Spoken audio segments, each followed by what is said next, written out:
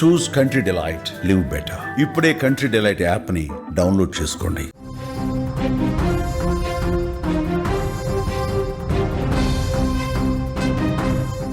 Breaking news చూస్తున్నాం. కర్నూలు ప్రమాదంలో ఒక కీలకమైనటువంటి మలుపు చోటు చేసుకుంది.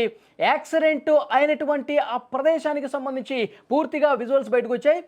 యాక్సిడెంట్ అయినటువంటి సమయంలో ఆ బైక్ డ్రైవర్ ఎవరైతే ఉన్నాడో శివ, అతను పెట్రోల్ బంకు వచ్చిన తర్వాత ఆ పెట్రోల్ బంక్లో చేసినటువంటి ఆ విన్యాసాలు ఏవైతే ఉన్నాయో అవన్నీ కూడా టైంతో సహా అక్కడి సీసీ ఫుటేజ్లో రికార్డ్ అయ్యాయి.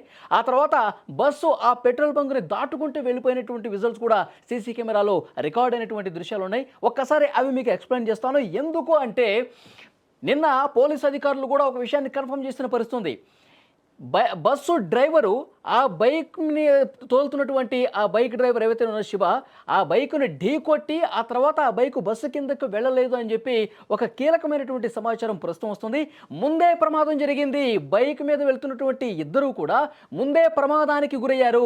ప్రమాదం జరిగిన తర్వాత ఆ బైక్ రోడ్డు మీద పడిపోయిన ఆ తర్వాత వెనక నుంచి వచ్చినటువంటి బస్సు బైక్ మీద వెళ్ళటం వల్ల రాపిడికి గురై అక్కడ పెట్రోల్ లీక్ అయి ఈ ప్రమాదం జరిగినట్టుగా తెలుస్తోంది.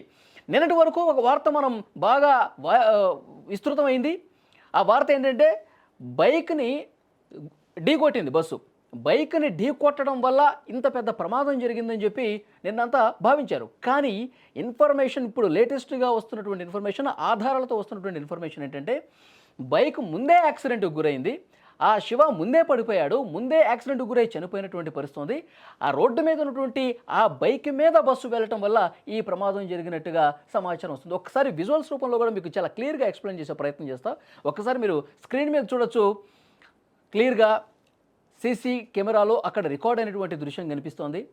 బైక్ మీద ఇద్దరు వచ్చారు. శివ, అతని ఫ్రెండ్ ఇద్దరు కూడా బైక్ మీద వచ్చారు. సరిగ్గా టైం కూడా మనకి రికార్డ్ అవుతోంది. అక్కడ స్క్రీన్ మీద టైం కూడా మీరు అబ్జర్వ్ చేయొచ్చు.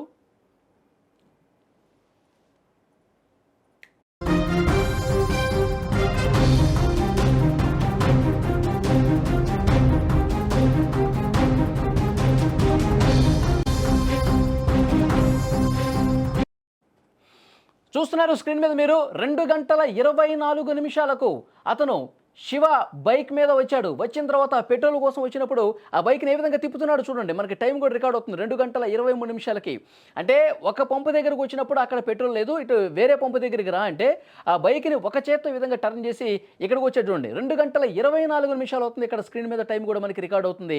2:24 వేరే పంపు దగ్గరకు వచ్చి పెట్రోల్ పోసుకున్నాడు. అతను ఫ్రెండ్ ఇద్దరు కూడా పెట్రోల్ బంక్ వచ్చినటువంటి దృశ్యాలు రికార్డ్ అయ్యాయి. తర్వాత 2:27 పెట్రోల్ పోసుకున్న తర్వాత అతను బయటకు వెళ్తున్నటువంటి దృశ్యం మనకి ఇక్కడ అవుతుంది. బైక్ మీద ఇద్దరు కనిపిస్తూ ఉన్నారు. 2:26, 47, 48, 49 ఇక్కడ కనిపిస్తుంది. స్క్రీన్ మీద రికార్డ్ అవుతుంది చూడండి. అంటే 2:27 పెట్రోల్ బంక్ నుంచి వీళ్ళు బయటకు వెళ్ళారు. ఇది క్లియర్ అయిపోయింది. 2:27 పెట్రోల్ పోసుకుని వాళ్ళిద్దరూ కూడా బయటకు వెళ్ళారు. ఇతను బిహేవియర్ ఒక్కసారి మనం అబ్జర్వ్ చేస్తే ఒంటి చేత్తో దీన్ని లాగటం కావచ్చు, తర్వాత ఒక దగ్గర స్కిడ్ అయినటువంటి దృశ్యం కూడా బయటకు వచ్చింది. వీళ్ళు తాగిన మత్తులో ఉన్నారు అనటానికి కొన్ని బలమైనటువంటి ఆధారాలుగా పోలీసులు చూస్తూ ఉన్నారు. ఇప్పటి వరకు పోలీసుల అనుమానం అది, వీళ్ళు తాగి ఉన్నారు. ఇద్దరు ఫ్రెండ్స్ కూడా వీళ్ళు డోన్ వెళ్తున్నారు. అయితే 2:27 పెట్రోల్ బంక్ నుంచి బయటికి వెళ్ళినటువంటి దృశ్యం రికార్డ్ అయింది. ఇంకొకటి బస్సుకు సంబంధించినటువంటి విజువల్ కూడా ఇక్కడ మీకు క్లియర్గా చూపించే ప్రయత్నం చేస్తా. 2:39 సీసీ కెమెరాలో రికార్డ్ అయినటువంటి టైమింగ్ మీరు చూస్తూ ఉన్నారు. 2:39 బస్సు మీరు స్క్రీన్ మీద చూస్తూ ఉన్నారు. ఏదైతే ప్రమాదానికి గురైనటువంటి వేమూరి కావేరి బస్సు 2:39 ఆ బస్సు వెళ్తున్నటువంటి దృశ్యం కూడా మీరు చూస్తున్నారు. అంటే 2:27 వీళ్ళు ముందు వెళ్ళిపోయారు. బైక్ మీద ఉన్నటువంటి వాళ్ళిద్దరూ కూడా 2:27 వెళ్ళిపోయారు. 2:39 వాళ్ళు వెళ్ళినటువంటి 12 నిమిషాలకి బస్సు వెళ్ళింది. అంటే 12 నిమిషాల పాటు ఆ బైక్ మీద ఉన్న శివ ఫ్రెండ్ 12 నిమిషాలు బస్సు కంటే ముందే ట్రావెల్ చేశారు. దూరం చిన్న టేకూరు వరకు వెళ్ళినటువంటి పరిస్థితి ఉంది.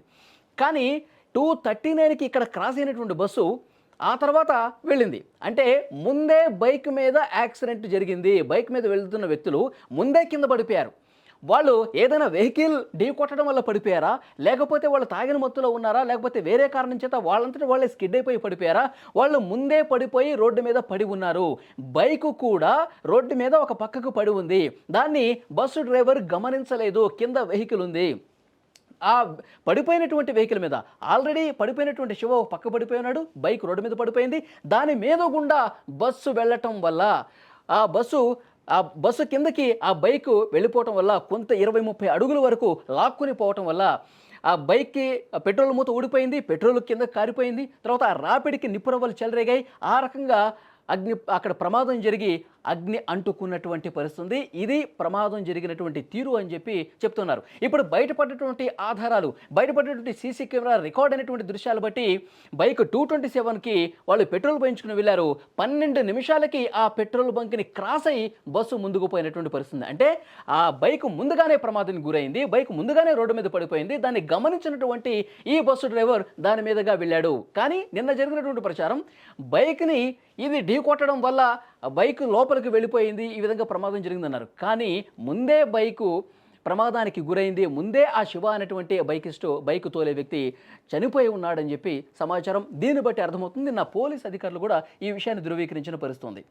అక్కడ ఏదైతే ఈ పెట్రోల్ పోసుకున్నటువంటి పెట్రోల్ బంక్ ఉందో అక్కడి నుంచి మరింత క్లియర్ కట్ ఇన్ఫర్మేషన్ అందించడానికి మా ప్రతినిధి కిరణ్ లైవ్‌లో సిద్ధంగా ఉన్నారు. ఆయనతో మాట్లాడదాం. కిరణ్, ఏంటి పరిస్థితి? ఆ సీసీ కెమెరాలో మనకి చాలా స్పష్టంగా ఆ పెట్రోల్ బంక్‌లో ఉన్నటువంటి రికార్డ్ అయినటువంటి దృశ్యాలు మనకు కనిపిస్తా ఉన్నాయి. దీన్ని బట్టి ఇదే అనుకోవాలా? ముందే ఆ బైక్ ప్రమాదానికి గురై శివ ముందే చనిపోయాడని చెప్పి అనుకోవాలా? నిన్న జరిగిన సంఘటన వేరు, ప్రచారం అయితే ఇప్పుడు ప్రస్తుతం ఉన్న ప్రచారం అయితే ఒకటి వెలుగులోకి వచ్చింది. ఏదైతే నిన్న బైకర్ శివశంకర్ ఏదైతే చిన్నటేకూరు దగ్గర ఘటనా స్థలం నుండి 3 కిలోమీటర్ బ్యాక్ సైడ్ ఏదైతే ఉందో ఇక్కడ పెట్రోల్ బంక్ లో పెట్రోల్ పోపించుకొని ఇటువంటి మళ్ళీ బయలుదేరడం జరిగింది. అయితే ఇక్కడ మొత్తం మీద ఏం జరిగింది అనేది ఇక్కడ పెట్రోల్ బంక్ నిర్వాహకులు కూడా వాళ్ళ మేనేజర్ కూడా పూర్తి వివరాలు అందించేకి సుమన్ టీవీ ఎక్స్క్లూజివ్ గా వివరాలు అందించేందుకు వాళ్ళు అయితే ఉన్నారు, మనతో పడుతున్నారు. వాళ్ళు అడిగి తెలుసుకున్నాం. చెప్పు, నిన్న రాత్రి ఏం జరిగింది? శివశంకర్ ఆ బైక్ ఇక్కడ ఏం జరిగింది మొత్తం? వచ్చాడు పెట్రోల్ వేసుకోవడానికి. డైరెక్ట్ నుంచి వచ్చాడు. అప్పుడు కొంప దగ్గరకు వస్తే అక్కడికి వచ్చాడు. వచ్చి డ్రింక్ చెప్పినట్టు అక్కడ నుంచి ఇక్కడికి రమ్మని చెప్పేసి సెకండ్ పాయింట్ దగ్గరికి పిలుచుకొని సెకండ్ పాయింట్ దగ్గరికి పిలిచిన తర్వాత పిల్ చేసి పంపించేశాడు. ఆయన జాగ్రత్తగా ఉందండి, జాగ్రత్త వెళ్ళండి అని చెప్పి మా పంపాయి చెప్పారు. తర్వాత ఏం జరిగింది? తర్వాత ఇంకా పిల్ చేసి వెళ్ళారు. పిల్ చేసిన తర్వాత మార్నింగ్ ఇన్సిడెంట్ జరిగిందని చెప్పేసి నాకు వాట్సాప్ గ్రూప్ ఇక్కడికి పెట్రోల్ బంక్ దగ్గరికి వస్తే ఏమన్నా నైట్ బస్సు లేదన్నా నైట్ అయిపోయిందని చెప్పారు. అంటే ఇక్కడ శివశంకర్ గానీ వాళ్ళ ప్రవర్తన ఎలాగుంది? వాళ్ళ ప్రవర్తన అయితే డ్రింక్ చేసినట్టు 99% డ్రింక్ చేశారు.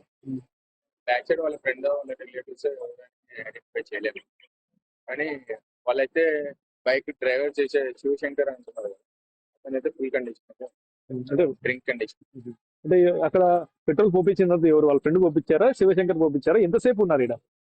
పెట్రోల్ పోపించింది శివశంకర్ పోపించాడు. అమౌంట్ పే చేసినైతే వాళ్ళ ఫ్రెండ్ పే చేశారు. ఎంతసేపు ఇక్కడ ఉన్నారు? ఏమన్నా ర్యాష్ డ్రైవింగ్ కూడా చేశారు? ఎంతసేపు ఎందుకున్నారు? అక్కడ నుంచి అక్కడికి వచ్చారు కదా, డ్రింక్ చేశారు, కొద్దిగా నిలబడి టైం అక్కడనే బైక్ పెట్టేసి అక్కడ నుంచి ఇక్కడికి నడుచుకుంటూ వచ్చారు. వచ్చి మా అతను బైక్ పెట్టిస్తారా ఇక్కడ పెట్రోల్ పోతుంటే మళ్ళీ సింగిల్ శివశంకర్ కూడా వెళ్ళి అక్కడ నుంచి ర్యాష్ గా అంటే అక్కడిక్కడ చెప్తారా అని చెప్పేసి అక్కడ నుంచి తీసుకొని వచ్చేసి ఇక్కడ పెళ్లి చేసుకుని వెళ్తారు. అంటే గట్టి గట్టిగా అరిచినాడని చెప్పేసి కూడా సమాచారం వచ్చింది. అర్థమంటూ ఏం అర్థలేదు. యాక్చువల్ అయితే ఆ పంపు పెట్రోల్ కాబట్టి అక్కడికి వెళ్ళిపోయినారు. అక్కడ వెళ్ళిపోయి వచ్చారు.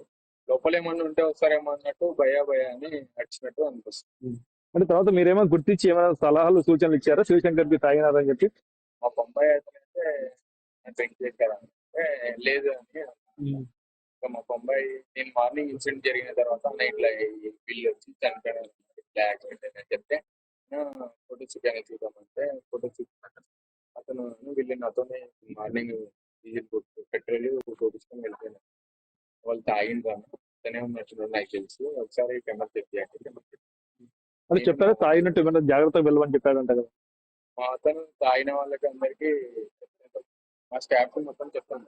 నైట్ టైం డ్రింక్ చేసిన వాళ్ళు వస్తారు, కొద్దిగా చూసి వేయండి, వాళ్ళతో గొడవ పెట్టుకోండి.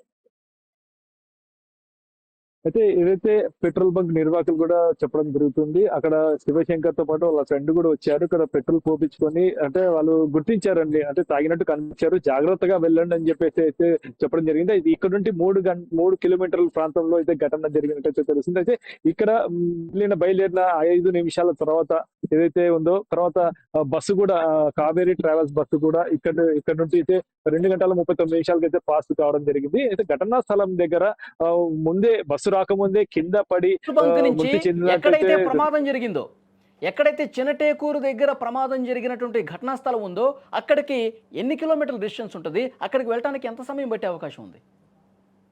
దాదాపు ఈ పెట్రోల్ బంక్ నుండి ఘటనా స్థలం దగ్గర ఏదైతే చిన్న టేకూరు దగ్గర జరిగిన ఘటనా స్థలానికి దాదాపు 3 కిలోమీటర్లు, కేవలం 3 కిలోమీటర్లు ఉంటుంది. అయితే ఇక్కడ నుండి పాస్ అయిన ఏదైతే శివశంకర్ తర్వాత ఇక్కడ మళ్ళీ 5 నిమిషాల తర్వాత ఇక్కడ నుండి బస్సు పాస్ అయింది. దాదాపు 12 నిమిషాల తర్వాత అక్కడికి బస్సు చేరుకోవడం జరిగింది. అయితే దీన్ని బట్టి చూస్తుంటే శివశంకర్ ఈ బస్సు రాకముందే కింద పడ్డాడని చెప్పేసి ఒక సమాచారం అయితే మనకి క్లియర్ గా అయితే అర్థమవుతుంది. ఎస్ కిరణ్, పోలీసు అధికారులు కూడా దీనికి సంబంధించి కొంత ఇన్ఫర్మేషన్ తెలియజేసినట్టు వస్తుంది. ఏం చెప్తా ఉన్నారు? నిన్న ప్రెస్ మీట్ లో అయితే జిల్లా ఎస్పీ విక్రమ్ పాటిల్ కూడా సమాచారం ఉంటది, అంటే ఇట్లా కూడా జరిగిండొచ్చు అని చెప్పేసి జిల్లా ఎస్పీ కూడా ఒక ప్రెస్ మీట్ లో కూడా తెలపడం జరిగింది. అయితే ఈ బస్సు కన్నా ముందు కింద పడి ఉండొచ్చు, ఆ ప్రమాదం వేరే జరిగి ఉండొచ్చు, తర్వాత కూడా ఈ బస్సు కొన్నిటి ఉండొచ్చు అని చెప్పేసి జిల్లా ఎస్పీ కూడా సమాచారం ఉండొచ్చు అని చెప్పి చెప్పారు. కానీ దీన్ని బట్టి చూస్తే ఇక్కడ ఉన్న సాక్ష్యాలు చూసి పడితే ఇది జిల్లా ఎస్పీ చెప్పింది వాస్తవం ఉండొచ్చు అని చెప్పేసి మనకు తెలుస్తుంది. ఓకే కిరణ్, మరింత ఇన్ఫర్మేషన్ కోసం ఒకసారి మిమ్మల్ని కాంటాక్ట్ చేసే ప్రయత్నం చేస్తాం.